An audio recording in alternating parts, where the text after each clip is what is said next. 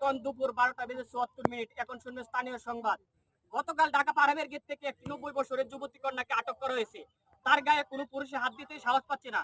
সঙ্গে সঙ্গে ক্যাপরা থানা থেকে 700 নেত্রী পুলিশ তাকে চার্জ করে তার চুলের কুপা নিচে থেকে একটি 17 তলা বিল্ডিং পাওয়া গেছে। আরো একটি বুড়াকে আটক করা হয়েছে। তাকে কাট করে পালায় দিয়ে তার ডাইনমোড়া সাইডের পকেট থেকে 70টি সমিতি উদ্ধার করা হয়েছে। গতকাল টাঙ্গাইল মিষ্টির মধ্যে কয়েকটি মিষ্টির সাথে 7টি মাছি পড়ায় 9 ঘন্টা পরিমাণ গোলাগুলি হয়। গোলাগুলির পর কিছু মিষ্টি আহত হয়েছে, কিছু মিষ্টি নিহত হয়েছে। নিহতটিকে মাছির বয়ে শিরার সাথে চুবাই রাখা হয়েছে। মাছি এক মিছিল বার করছে, মিষ্টি আমরা সবাই খাবো, মিষ্টি না দিলে মিষ্টির উপর আরো আমরা হামলা চালাবো। গাজীপুর সদর হাসপাতাল থেকে একটি হেলিকপ্টার যাওয়ার সময় পাটায় পাটায় বাড়ি গায়ে হেলিকপ্টারটি পুড়িয়ে ছাই হয়েছে। তাতে মানুষের কোনো ক্ষয়ক্ষতি হয় নাই। 3টি মাছি নিহত হয়েছে, 2টি মাছি আহত হয়েছে। আহতটিকে গাজীপুর আজিকুল স্থানে দাফন কাফন করা হয়েছে। নিহতটিকে টাঙ্গাইল হাসপাতালে ভর্তি করা হয়েছে। নিহতটি স্ট্রোক করেছে। আমাদেরকে 6 মণ ক্যাপ্টেন না দিলে টাঙ্গাইল হাসপাতালে থাকবো না, তাই সরকার তাদের উপর 6 মণ আলু সেলুন করা হয়েছে। দর্শক মন্ডলী, এখন শুনবেন